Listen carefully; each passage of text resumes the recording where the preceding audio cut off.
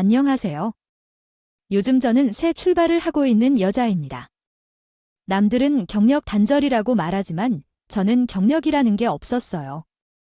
왜냐하면 취직하자마자 결혼을 했고 결혼을 하자마자 임신했거든요. 입덧도 심했고 초기에 환도가 서서 뭘 먹을 수도 없고 걸어 다닐 수도 없는 상황이었어요. 그래서 어렵게 입사 시험을 보고 힘들게 면접을 통과한 회사를 아깝게도 1년도 안 돼서 떠나고 전업주부의 생활로 들어갔습니다. 왜 이렇게 빨리 결혼을 했는지 묻는 사람들이 있지만 우리 부모님은 연세가 많으셔서 결혼도 늦게 하셨고 나이가 많을 때 겨우 임신을 해서 노산이었기 때문에 겨우 이만큼 해왔습니다. 나는 26살일 때 우리 아버지는 75살, 엄마는 칠순이셨어요. 아버지는 나이가 있으시고 폐렴을 앓고 계셨는데 건강이 많이 쇠약해서 오늘 내일 할 일이 되셨어요. 그래서 부모님은 서둘러 결혼을 하고 싶어 하셨고 그 당시 저와 교제하던 남자친구와 결혼하게 되었습니다. 아이를 키우는 것은 일반적으로 어려운 일이 아닌 것도 상상치 못했어요. 아이를 키우며 시간이 훌쩍 지나가 20년이 흘렀는데 아이는 누워오는 작은 아이에서 금발 커서 대학생이 되었어요. 이제 더 이상 손이 가야 할 일이 없어서 내 삶을 돌아보게 되었고 더 늦기 전에 나만의 삶을 살고 싶어졌어요.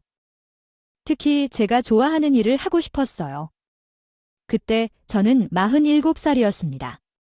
이력서를 50통 가까이 제출했었어요. 경력이 없어서 이력서도 매우 단조로웠죠. 그중에서 3곳에서만 서류 전형에 합격해 면접을 보게 되었고 거기에서도 딱 한 곳에서 합격했습니다. 그렇게 아주 어렵게 취직을 하여 직업을 갖게 되었어요. 제 스스로 월급을 받아보니 얼마나 감격스러웠는지 모릅니다. 제 능력으로 돈을 벌 수 있다는 것에 보람을 느꼈어요. 또한 월급을 받으니 우리 엄마가 생각나더라고요. 아빠는 제가 결혼한 뒤에 돌아가셨는데 그 후로 엄마가 제 사업을 부양해 주셨어요. 봐주시며 계속 돌봐주셨어요. 제가 아이를 낳고 허리디스크가 와서 일어날 수도 있고 앉아있을 수도 없었거든요. 남편도 회사에 가야 하니 누군가는 아이를 봐야 하는데 그게 저희 친정엄마였습니다. 원래부터 무릎이 안 좋으신데 제 아이를 봐주느라 엄마도 허리와 무릎이 다 나갔고요. 아픈데 보살피느라 엄마는 하루도 쉬운 날이 없으셨어요. 아이가 커서는 솜씨 없는 엄마를 대신해 할머니가 밥을 해준다며 반찬을 내려주셨는데 이제 90이 넘으셨고 얼굴에 주름도 자글거리고 허리도 많이 구부러졌어요. 하지만 아주 정직하십니다. 제 첫 월급을 타니 엄마가 제일 먼저 생각이 났어요. 그동안 저한테 헌신해 주셨던 모습들이 생각나고 감사하게 여겨집니다. 주신 것도 있지만 딸을 재학 보내니 알겠더라고요. 뼈 빠지게 힘들게 가르쳐놨는데 사회에서 써먹지도 못하고 바로 결혼해서 애 키우며 살면 공부시킨 게 좀 아까울 것도 같더라고요. 그 고생 아깝지 않게 보답을 해드리고 싶었어요. 뭘 사드릴까 하다가 딸이 직접 본 돈을 드리는 게 더 의미가 있을 것 같아서 첫 월급 중에 100만 원을 뽑아서 그동안 고생했던 친정엄마에게 주려고 했습니다. 그런데 엄마는 한석호 안 받으시겠다고 하셔요. 내가 이 돈으로 어떻게 받아야 하고 너무 할머니는 필요한 것도 없어서 돈 쓸 데도 없고 그냥 넣었어. 아니야, 엄마. 내가 이렇게 큰 돈을 내? 일담에는 돈의 문제를 이야기하고 있습니다. 이 문장은 훌륭하게 표현되어 있어서 조그마한 가족들의 이야기를 통해 현재의 사회적인 현상에 대해 생각하게 합니다. 아래의 글을 존댓말의 형식으로 다시 작성해 보겠습니다. 벌어서 주고 싶었어요. 생각해보면 큰 돈은 아닌데 겨우 100만 원인데 저한테 더 잘 보이면 더 많이 줄게요.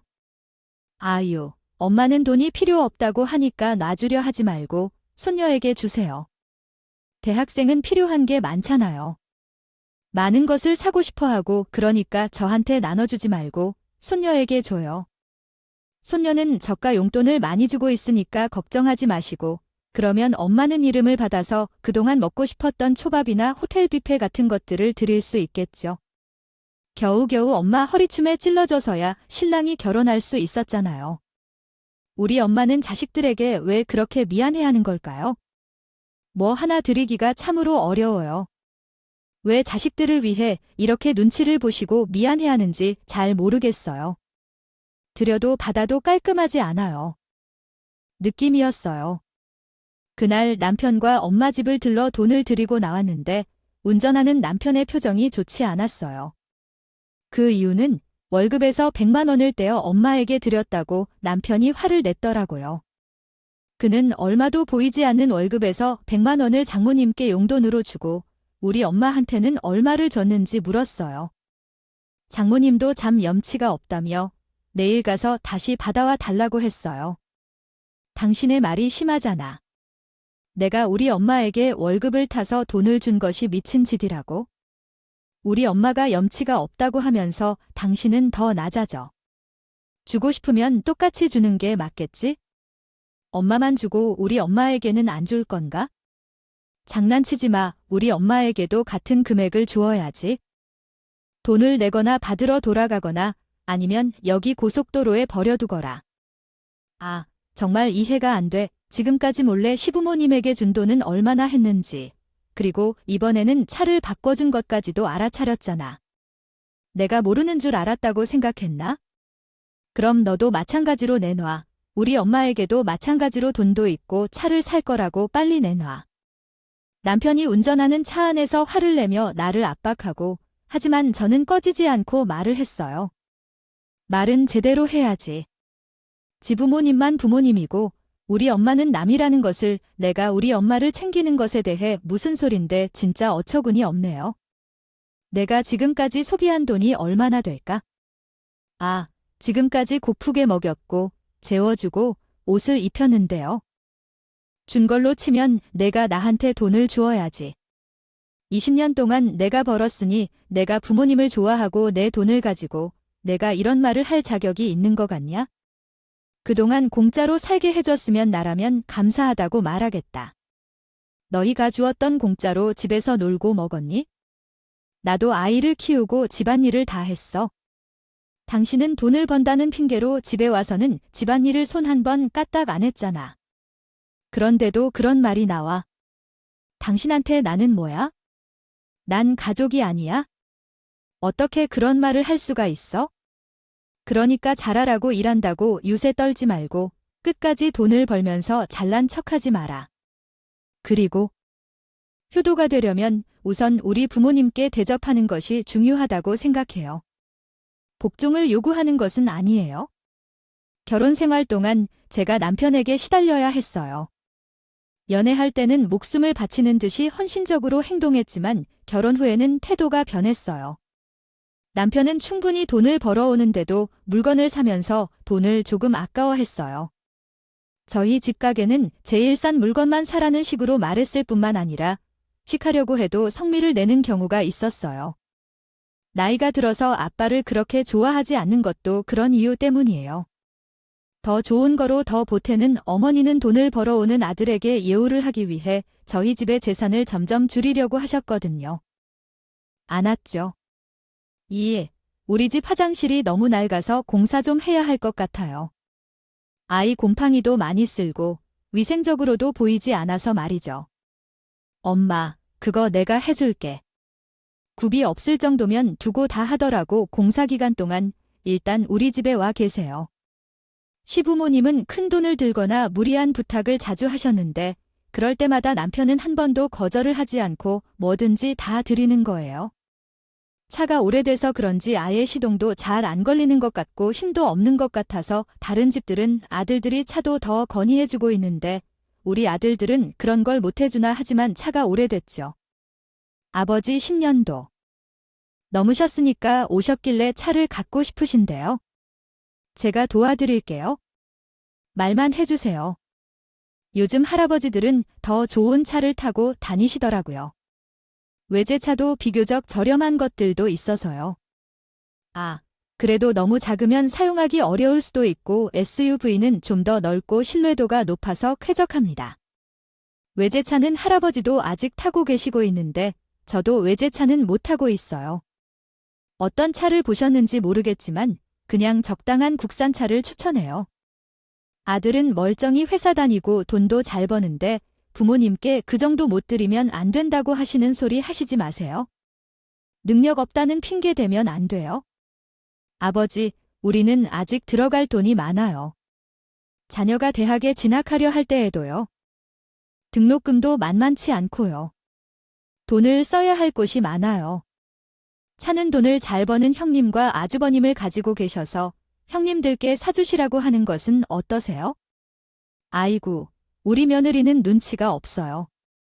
아들에게 차를 선물 받고 싶은데 딸에게 받을 생각은 없겠죠. 사람들이 뭐라고 생각할지 상관없지만 시부모님께서는 시누이의 작은 아들을 속여서 돈을 받아 호화롭게 지내고 있는 것을 지켜보시고 계시죠. 큰아들에게는 솔직해야 합니다. 문어가리비며 부자만 효도하며 돈을 벌지 못하는 자녀들에게는 자식 노릇을 안 할 건가요? 시부모님의 말에는 이해가 가지 않죠. 정말 괴롭군요. 한쪽만 들어서 다른 말 하시는 분이시군요. 우리가 부족해서 형제님과 처남께 돈 달라고 하는 건 자식의 의무가 아닌가요? 정말 지치네요. 결국 남편이랑 각각 브랜드의 자동차 투어 다녀오셨는데 아버님께서 처음부터 원하시던 외제차를 사셨다는 걸 짐작하고 있어요. 왜냐하면 할부 안내가 우리 집으로 왔거든요. 부모님께서 뺏어가신 돈 때문에 저희가 돈을 모을 수 없었어요. 남편은 자신 부모한테 돈을 쏟아부었는데 돈이 부족한 것 같아요. 그래도 꼭 저한테만 돈을 아끼라고 난리를 쳐대는 분이셔요.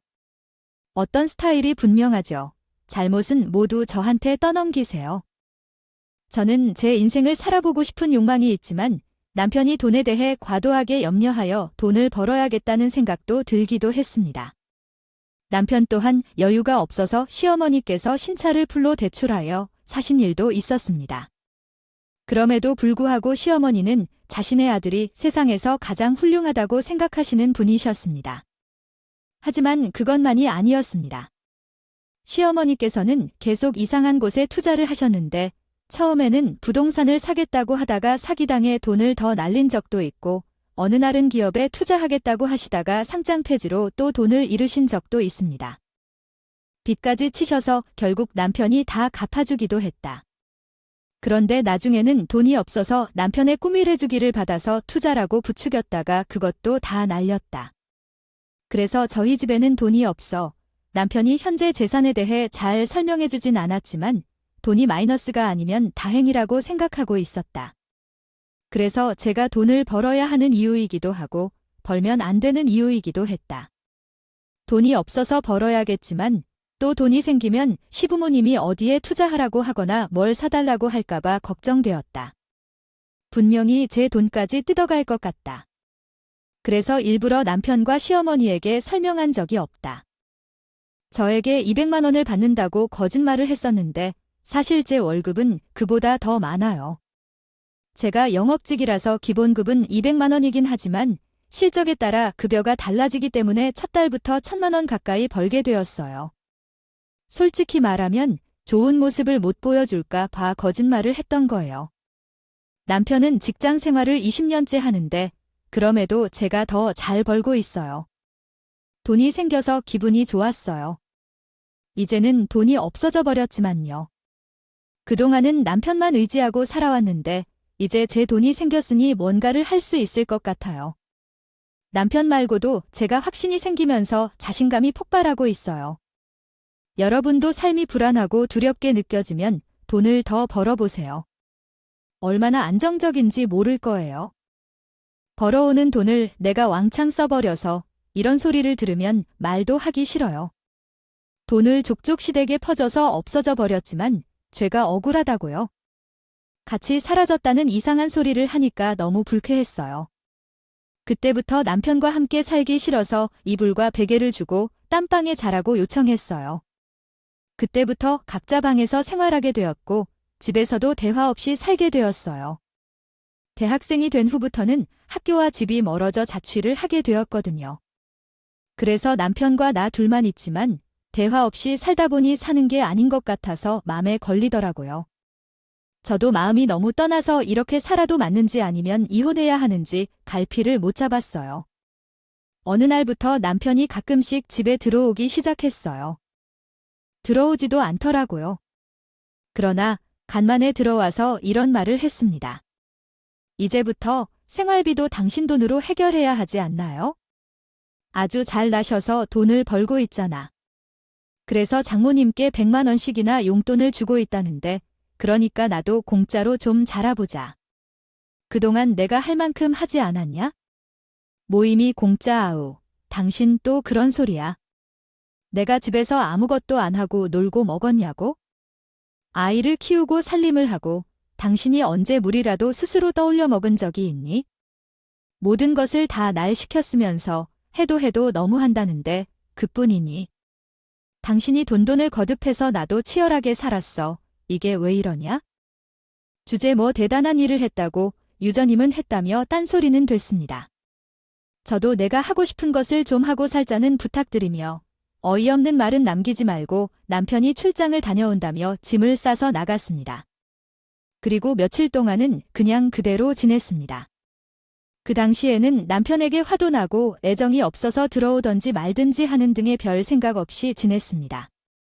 그때는 남편과 내가 서로 남남이라고 생각했습니다. 그리고 조용했던 일상 속에서 인생을 뒤집을 사건이 일어났습니다. 저녁에 누워서 핸드폰으로 SNS를 보고 있을 때 전화번호 연관성으로 조회되었는데요. 아무튼 시어머님도 SNS를 시작한다는 안내 문구를 보았다. 호기심에 어머님의 SNS에 들어가 보니 입이 벌어질 사진을 발견했습니다. 그 사진에는 어머님과 아버님뿐만 아니라 남편과 모르는 여자가 함께 다정하게 촬영된 가족처럼 보였습니다. 그 사진을 설명하는 글은 더욱 충격적이었습니다. 3박 4일 동안 다연이 덕분에 행복하다. 내가 무슨 덕을 쌓았는지 가만히 보고 있어도 흐뭇한 다연이에게 덕을 받게 되네. 아이 능력도 있고 돈도 많은 우리 예빈 며느리. 우리 좋은 가족이 되자. 인생 오래 살길 잘했어. 세상에 제가 있을 자리에 다른 사람을 안 두고 다정히 가족이 되길. 사진을 찍어 공개적인 SNS에 자랑하고 있는 것이죠. 이는 아들의 불륜을 지지하고 있는 것이 말이 되죠. 그 다음 사진에는 시부모님이 셀카를 찍으셨는데 저 멀리 뒤에 둘이 나란히 손을 잡고 간 모습이 포착되었습니다. 저는 너무 배신감을 느꼈어요. 아무리 자기가 안 좋은 부부라고 해도 현재는 명백히 부부 사이인데 공개적인 곳에 새로운 사람을 만나고 있다는 것을 올린다는 건 이건 헤어지자는 얘기잖아요. 이는 명백한 불륜이고 용서할 수 없는 부분입니다. 나는 그 사진을 보고 즉시 남편에게 전화를 걸었죠. 당신 지금 어디야? 시부모님까지 동반해서 불륜 여행을 갔더라. 바람 피울 곳이 필요했니? 내가 모를 줄. 알겠어요. 당신과 좋은 대화를 나누는 게 좋을 거예요. 그냥 넘기기 어렵지 않아요. 어디 여행을 가죠? 게다가 불륜이나 바람 부는 건 제가 싫어해요. 당신은 도대체 어떤 근거로 그러는 건가요?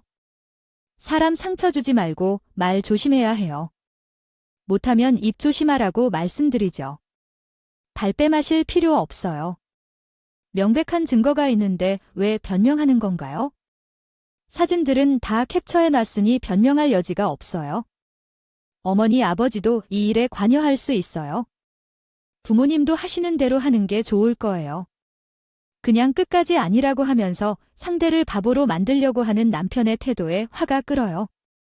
이렇게 순진해서 일을 제대로 분별하지 못했었나요? 시부모님들이 함께 일을 꾸미고 있다는 것도요. 그의 어머니가 전화를 받아서 그래서 뭐해? 여행 갔냐고 하면서 불륜 같은 것도 생각하는지 묻더라고요. 내가 SNS를 보고 이야기하는 것 같다며 그것은 전혀 아니라고 했지만 어머니는 제가 아니라면 아니라고 생각할 줄 알았어요. 발뺌하지 마세요. 제가 그렇게 순진하고 멍청하게 보인다면 그렇지 않다는 것을 말하면 아닌 줄 알게요. 진짜 아무것도 아니라고. 우리는 전원마을에 집을 사려고 하는데 중개인이 집을 소개해주는 거예요. 이제 시골로 이사를 가려고 하니 집을 보러 내려왔어요. 무슨 불륜으로 오해하시나요? 어머님은 어떻게 생각하시나요? 다정하게 보이려면 같이 사진 찍을 거예요. 중개인이 그런 말을 한다 하더라도 그건 옳지 않아요. 이건 분명히 바람 피우는 행위예요. 어머니와 아버님은 제 행동을 지켜보고 지지하고 계시는데 그 감은 못 느껴서 이렇게 살 수 없어요. 그냥 지나치기는 하지 않을 거예요. 소송도 망설이지 않겠습니다. 전화를 끊고 이 문제를 어떻게 해결해야 할지 알아보았어요.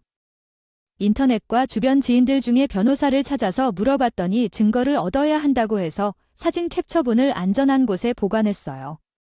그리고 이제 증거를 찾아야 해서 남편을 만나야 할 필요가 있어요. 그러나 불륜 여자와 여행까지 하는 오리발을 내미는 남편과 함께 시어머니가 전화를 끊자마자 바로 출발하여 3시간 만에 집으로 돌아온다고 하셨어요.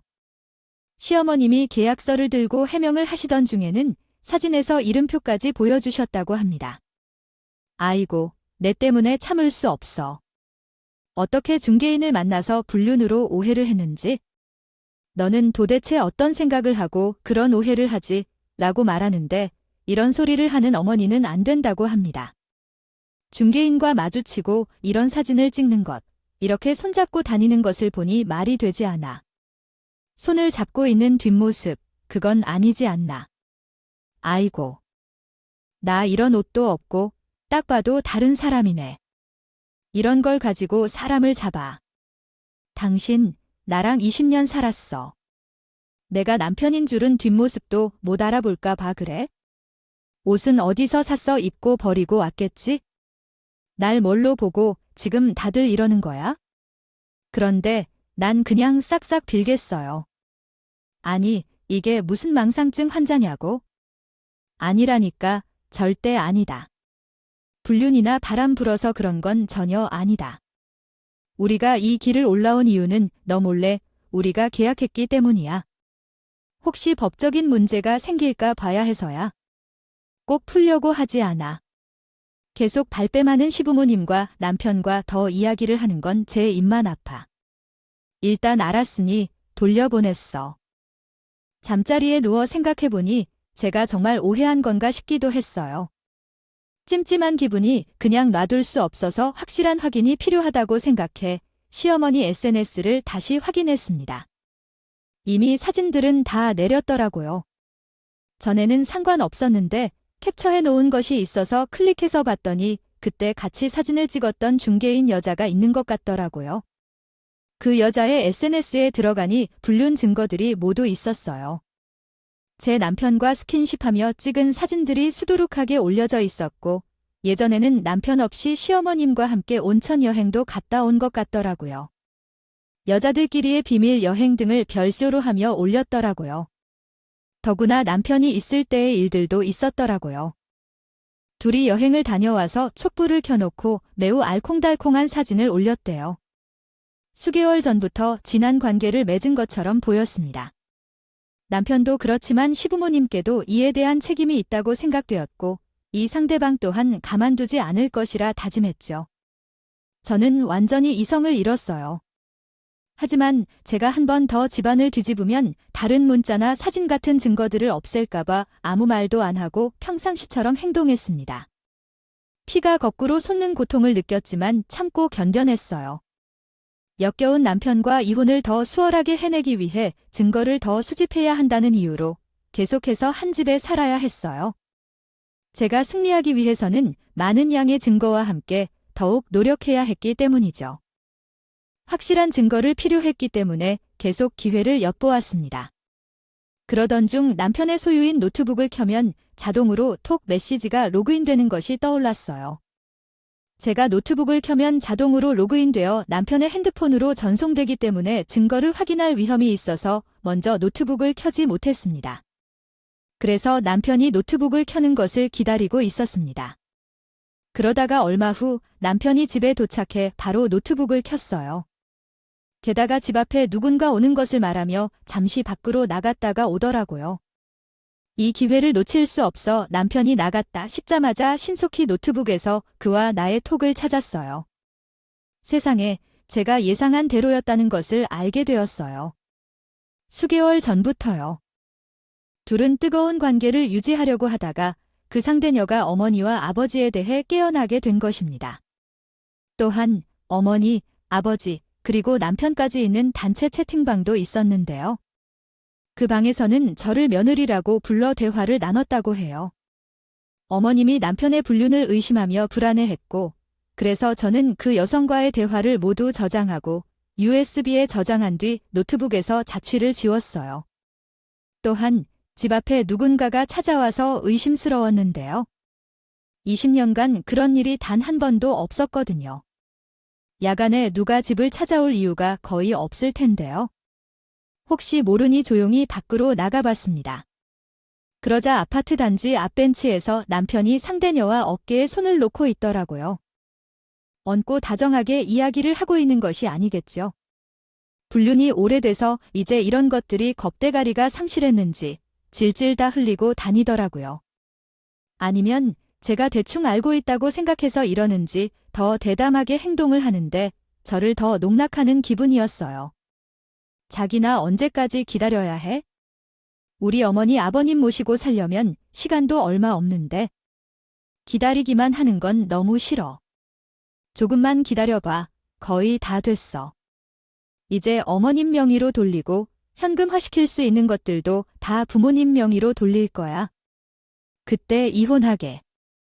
아무것도 안 주고 끝내려고 지금까지 살려고 했으니까. 아이 참, 명의가 문제인데 집이 와이프 명의라. 이른바 돈이 많이 드는 것은 명의를 옮기는 것이다. 그래서 그렇다.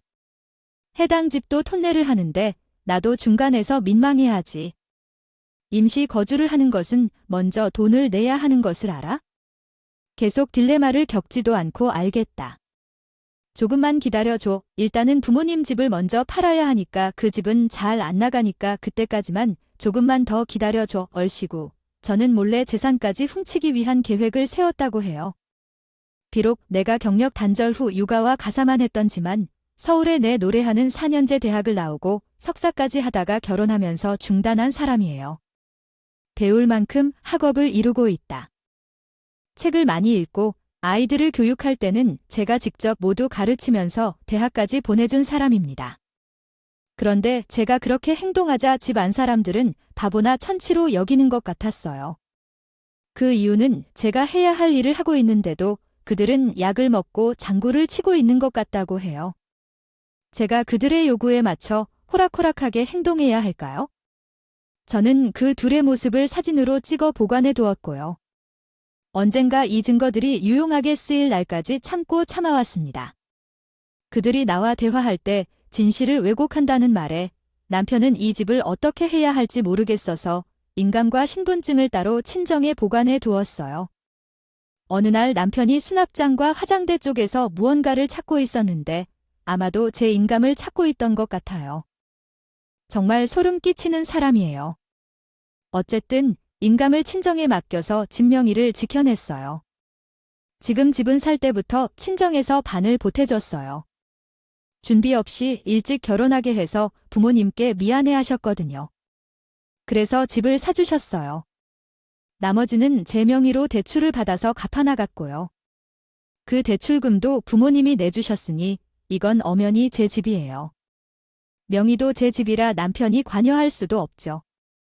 이 집을 자기 마음대로 어떻게 하려고 하니까 정말 뭐에 눈이 멀어 나에게 이 정도까지 하는지 사람이 정말 싫어질 정도예요. 며칠 뒤 진짜 시부모님은 집을 팔고 저희 집에 들어오셨어요. 우리 집을 팔았다. 새로 이사 온 집 열흘 지나면 떠날 수 있는데 열흘만 여기 살다가 나가게 될 건데 열흘이면 신세 찢어 우리 집에 들어올 거면 우리랑 먼저 조율 좀 하시고 들어오셔야겠어요. 얼마나 어이없이 자기 상상대로 살려 하려고 하니 말도 못하는 거겠지요. 어떻게 한마디 말씀도 없으셨다가 이렇게 무작정 들어오실 수 있으세요? 우리 아들이랑 얘기 끝났다 하더라고요. 남편이 얘기 안 하디 하긴 내가 이상한 상상으로 잡아먹으려고 하니까 말도 못하는 거겠지? 아무튼 우리가 저쪽 방 쓸 거니까 우리 밥이나 빨래는 신경 쓰지 말고 내 할 일이나 해라. 저는 그 당시 집안에서 투명인간이었어요. 제가 이거 없건 그들은 자기가 하고 싶은 대로 편하게 살았고요. 지들끼리 먹고 있다. 지들끼리 TV를 보며 지들끼리 산책을 나갔다가 저는 철저하게 따돌려졌습니다. 시부모님이 우리 집에 머무르시는 동안 이상한 기색이 많았어요. 전화가 올 때마다 나가서 받거나 남편은 자꾸 밖으로 나가서 누구를 만나는 등 제가 그 여자라도 만날까봐 의심하고 있었죠. 시부모님이 잠시 동안만 머물겠다고 했었죠. 하지만 정말 일주일이 지나자 어디론가 인사 없이 나가신 후 연락도 따로 없으셨습니다. 그 여자는 부동산 중개인이라고 했으니 그때 얘기한 임시 거주지로 갔을 거라고 생각했죠. 하지만 그건 제가 아는 바가 아니었습니다. 그리고 저는 출근하고 돌아오는데 쉬고 있을 때 시부모님이 예상치 못한 일이 있어서 다음 날 아주 갑작스럽게 돌아오셨어요. 어이구, 우리 어떻게 해야 할까? 허리에 손해를 봤는데 어떻게 해야 할까? 그냥 좀 도와줘요. 우리 돈이 모두 거기로 들어갔어요. 아이고, 정말 리젠땡전 한 푼도 없어요.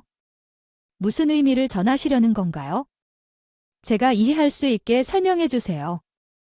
어떤 사기를 당했다는 말인가요? 그는 집인가요? 그 부동산 중개인이라고 속여서 우리에게 팔았던 집이에요. 돈을 다 벌금으로 지불하고 튀었어요. 우리 아들은 어떠하지? 아이고, 아이고. 결국 남편의 부인은 도박을 하며 사기를 벌이는 사기꾼이었어요. 부동산업자라고 하면서 집을 소개하고 계약을 맺고 나중에 지불하는 방식으로 사람들을 속인 거예요. 이중계약을 체결하거나 아예 거짓 계약을. 다음과 같이 수정해 보겠습니다. 다른 사람들을 속이는 나쁜 사람이었어요. 이런 속임질하는 집안이 한둘이 아니었다고 하네요. 동일한 기술을 가족 단위로 사용하여 여러 번에 걸쳐 사기를 치기도 했다고 합니다. 더욱이 그들은 부모님과 남편까지 속여 재혼을 한다는 핑계로 돈을 빼앗고 마음까지 상처를 주었다고 해요. 그들은 독특한 아름다운 외모로 호감을 얻어내면서 초기에는 오히려 상대방에게 더 많은 돈을 쓰면서 돈에는 무관심한 척하며 나중에는 큰 돈을 빼앗은 것이었군요. 헌신적인 모습을 보여 환심을 사며 큰 돈 한 방을 노리는 지능적인 사기꾼이었던 것이었습니다. 정말 놀랍네요. 부모님께서 저보다 돈이 더 많고 싹싹하다고 그 여자를 버리고 며느리라 하셨죠. 그 여자를 찾아가서 며느리 노릇하라고 요구하시는데요. 저는 미련이 없으니까요. 그 여자에게 몸도 마음도 돈도 다 빼앗기고 돌아온 남편과 시부모님은 저를 거두어 달라고 애원하더라고요. 미안해요. 우리가 너무 잘못했어요. 아이를 동정하고 혼란스러운 아이에게 어떻게 상처를 주지 않고 위로를 주나요? 무슨 말을 하시나요? 제가 좋아하는 건 어머님 아버님이 더 좋아하신 것 같아요. 그런 여자를 찾아가세요. 아니면 그런 비슷한 여자를 찾아가서 아들에게 제 얼양가 새 장갑을 보내세요. 팔리나요? 미안해요. 사죄합니다. 정말 죄송해요. 정말 잘못을 저질렀어요. 조강지쳐 버리는 게 아니었는데 우리가 정말 무슨 일이 있었나 봐요. 죄를 다 저질러서 미안하다고 해도 끝인가요? 한평생 사람을 그렇게 무시하고 버리려고 했었잖아요. 저도 그렇게 했어요. 결국 그 사람과의 결혼 생활을 끝내려고 했거든요. 이혼을 할 때를 고민하고 있었는데 오늘이 그날인 것 같아요. 나가세요. 여긴 제 집이잖아요. 왜 우리가 어제까지 함께 산 집인데 명의만 바꿔서 자기 집이라고 나가라고 하세요? 이 집을 내가 산 짐들과 내가 벌어서 만들어낸 것들이 얼마나 많은데 나에게 나가라고 하세요? 아니, 나 못 나가. 아니, 안 나가. 이 집은 내 집이니까 웃겨. 안 나갈 거예요. 경찰을 부를 줄 알아요. 내가 지금까지 살아온 예정을 곰곰이 생각해보면서 호텔비를 내줄 테니 거기에서 하룻밤을 자고 앞으로 어떻게 할지 차분히 생각해봐. 제가 남편에게 5만 원을 줬다가 다시 돌아온 시부모님과 남편의 짐을 집 밖으로 내미며 나가라고 소리쳤습니다. 나가지 않고 쭈그리지만 사람을 억지로 끌고 나가려고 했지만 실패했어요. 집에서 나가라고 하는 게 싫어요? 싫지 않은 사람도 싫고요. 셋이 작태를 부려서 저를 내쫓으려 했던 걸 모르시련 뭐네요. 어서 나가라고 하나요? 남편은 상황의 심각성을 깨달지 못하고 코골이를 푹 댔어요. 너가 200만 원을 받아서 생활할 수 있어? 가능한 한 근거에 맞게 고쳐드리겠습니다. 아마 그렇겠죠? 요즘 세상에는 물종을 모르는 사람이 많기 때문에 그러지 않을까요? 앞으로는 생활비를 50만 원 더 줄이면 일 안 하고도 쉴 수 있겠죠. 돼요. 아, 제 기본금은 200만 원인데 제 월급은 200만 원이라고 생각하지 않았죠. 통장을 보여드릴까요? 동태 눈으로 한번 보세요. 제가 당신보다 더 벌어드리고 있어요. 200만 원을 번다는 말을 너무 순진하게 믿은 게 아닐까요? 사람들은 다 능력이 있다고 하잖아요. 알아요. 당신들이 몰라서 그러는 겁니다. 다른 이야기는 필요 없어요. 그냥 나가세요. 그때서야 세 사람은 정신을 차리고 무릎을 꿇고 용서를 빌었습니다. 그들이 돈을 많이 번다는 것에 아쉬워했을 겁니다. 뜯어먹을 사람은 제 와이프야. 며느리인 것도 모르고 엉뚱한 곳에서 그것을 꾸미고 있었다니 후회도 많이 들었을 겁니다. 오랜 싸움 끝을 주민들이 소음으로 신고도 하고 경찰들도 왔습니다. 그러자 시부모님과 남편은 결국 집을 나가게 되었습니다. 속상한 마음에 총수를 했는데 세상에 집에 없어진 물건도 많더라고요. 남편은 그동안 저 모르게 돈 되는 물건도 팔고 술도 가져갔다고 해요. 그리고 잘 블랙박스를 꺼내려고 주차장에 내려가 보니 차가 없었어요. 남편이 타고 가나 물어보니까 그 차도 팔았다고 한다고 해요. 어쩐지 집에 모르는 차 키가 하나 있었는데 우리 차를 팔고 가버렸나 봐요. 경차를 하나 샀다고 하더라고요. 정말 돈을 탈탈 털어서 그 여자에게 다 주었어요. 아이 사람들 진짜 미친 거 아닌가요? 하나하나 새로운 것을 알수록 정말 화가 나서 제 명예를 살지 못할 것 같았어요.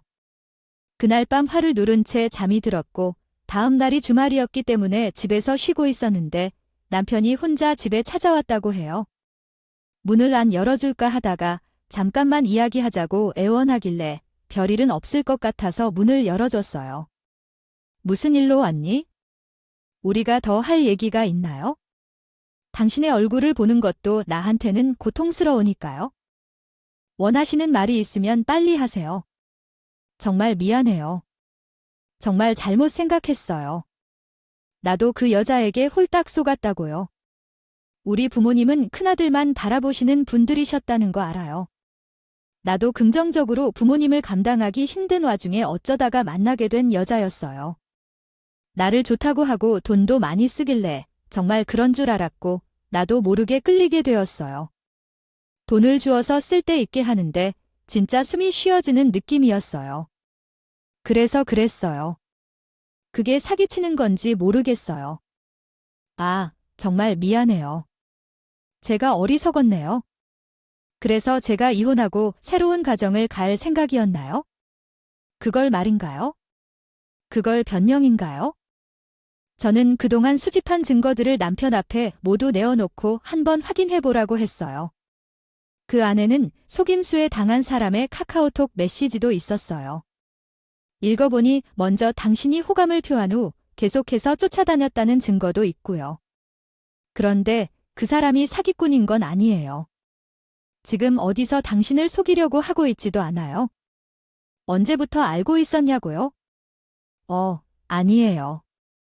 정말로 제가 먼저 한 일이 아니에요. 그 사람이 먼저 호감을 표했었어요. 그래서 그곳으로 가게 된 거고요. 누가 먼저 호감을 표했는지 중요한 게 아니에요. 좋은 호텔에 들어가는 모습이나 서로 다정하게 스킨십하는 모습, 이런 충분한 증거들만 있으면 되니까요. 더 힘을 내지 마시고 조용히 이혼하자는 게 내 의견이에요. 뭐라고요? 아니에요. 나는 당신과 이혼하려는 마음이 없어요. 하나도 없다고. 나는 이혼 안 할 거야. 왜 이혼을 해야 하겠어? 난 이혼할 이유가 없어. 이혼할 이유는 나한테 있어? 당신은 이혼을 당하는 거야? 당신이 이혼 안 한다고 하면 끝이라고 생각하나? 아니, 나 이혼 소송 진행할 거니까. 그런 줄 알아? 이제 집도 팔러 가니까 다신 찾아오지 마. 다시 이 집에서 나가지 못한다고 하네. 신랑이 일어난 일이다. 결국 이틀 연속 연이어 경찰이 와야 했어. 그 사람은 겨우 제 집에서 나가게 되었어요. 주말이 끝나고 회사에 휴가를 내고 난 후 바로 변호사 사무실로 가서 이기훈 소송을 진행했어요. 변호사와 오랜 시간 상담을 하고 난 후 원하시는 내용을 잘 설명해 드렸습니다. 저는 남편에게 한평생 받아왔던 일들뿐만 아니라 최근에 벌어진 불륜까지 말씀드렸고요. 거기에 시부모도 함께 관여하고 있다는 것을 밝혔습니다. 또한 상간녀도 함께 고소하고 싶다는 확고한 의사를 밝혔죠. 내 말을 조용히 들으신 변호사님은 제가 소송을 통해 얻을 수 있는 것과 상대방이 가져갈 수 있는 것을 자세히 설명해 주셨습니다. 그 과정에서 많은 고민이 되는 부분도 있었지만 상담만으로도 많은 위로를 받았습니다. 우리 남편이 이렇게 했다면 이혼을 하지 않았을 텐데 하는 생각도 들었고요. 결혼 생활의 끝이 이혼이라는 것이 참 속상했습니다. 또한 대학에 다니는 딸과 함께한 공간을 떠나야 한다니 마음이 아프긴 했습니다. 지방에서 고등학교를 다니고 있는 둘째 딸을 만나러 갔어요. 우리 딸들 오랜만에 만나니까 더 성숙해진 것 같네. 오랜만에 만나서 즐거운 얘기를 하면 좋겠지만 안 좋은 얘기를 해야 될 것 같아. 엄마 아빠가 이제는 더 이상 살 수 없는 지경에 이르렀어. 설명을 하기엔 너무 충격적인 일이라. 너희가 몰랐으면 쉽고 너희도 성인이고 곧 성인이 될 테니 엄마 아빠의 뜻을 이해해 줬으면 좋겠어. 엄마 잘했어. 엄마가 아빠 없이 살 수 있는 거 우리 알아. 아마 아빠는 엄마 없이는 살 수 없을 거야. 엄마 이제라도 엄마 하고 싶은 대로 하고 살아. 잘 선택했어. 엄마를 충분히 이해해. 아빠한테 원래부터 정을 받지 못했던 우리 딸들이 저를 더 이해한다고 하면서 제 뜻대로 하라고 하더군요. 이렇게 보니 참 많이 컸어요. 이래서 자식은 하나라도 있어야 되나 봐요. 이런 안 좋은 일에 자식을 보니 힘이 나더라고요. 그리고 집에 돌아오니 남편과 딸들이랑 함께 살았던 생각이 나고 있었어요. 계속 찾아오는 것도 짜증나고 마음이 약해질까 봐 집을 내놓았습니다. 남편과 시부모님은 매일매일 문자를 하고 집까지 찾아와서 저에게 비난을 했고 그걸 뿌리치는 것도 쉽지 않았어요. 그래서 집을 내놓은 것도 급매로 처분하고 얼른 이사를 가버렸어요. 전화는 수신을 거부했고 이혼 소송하는 과정도 쉽지 않았습니다. 모든 걸 다 증명해야 하는 부분이고 남편은 잘 버는 돈이기에 저와 이혼하면 손해라고 생각한 모양입니다. 이혼하고 싶은 마음은 없었는데 그래서 계속 반성하고 사죄하겠다며 그런 말을 자주 했었지만 제게는 받아들여지지 않았습니다. 오랜 시간이 걸렸지만 마침내 이혼하게 되었고 원칙적으로 혼인 파탄의 책임은 배우자에게 있어야 하지만 예외적으로 제3자인 시부모님에게도 혼인 파탄의 책임이 있다고 하니 시부모님께도 위자료를 청구할 수 있다고 합니다. 부모가 올바른 생각을 해서 자식을 잘 키워야 한다는 것을 다시 한번 깨달았고 그래서 시부모님께도 책임을 물을 수 있었습니다. 상대방도 고소했기 때문에 그 여자 찾기 어려웠지만 제 결혼 생활을 힘들게 했던 모든 사람에게 벌을 받게 했습니다. 상대방은 죄질이 매우 좋지 않았고 사기를 친 적이 여러 번 있었으며 전과도 있었어요. 그래서 실형을 선고받게 되었는데 매우 답답했어요. 전 남편은 그동안 부모님을 위해 돈을 모두 주어 돈을 마련하지 못했고 정년퇴직을 앞두고 있어서 돈이 많이 없는 상태예요. 그나마 가지고 있었던 재산도 모두 처분하여 그 여자에게 다 줬기 때문에 정말 돈 한 푼도 없었습니다. 하지만 제게는 위자료라도 받아야 마음이 편해질 것 같다는 생각에 법원에 강제 집행을 요청했어요. 전 남편은 살기가 힘들다며 사정을 주장했지만 제가 이혼했는데 그 사람이 여전히 받을 의무가 있을까요?